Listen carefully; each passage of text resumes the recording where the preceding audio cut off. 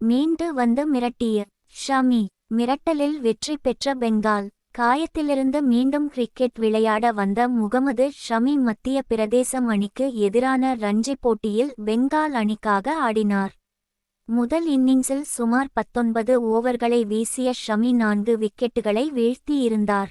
பேட்டிங்கில் இரண்டாவது இன்னிங்ஸில் பெங்கால் அணி 237 ரன்களுக்கு 9 விக்கெட்டை இழந்து தத்தளித்த போது இறுதி வீரராக நின்ற ஷமி 2 சிக்ஸர் 2 போர்களுடன் 36 பந்துகளில் 37 ரன்களை குவிக்க அந்த அணி 276 ரன்களை எடுத்தது.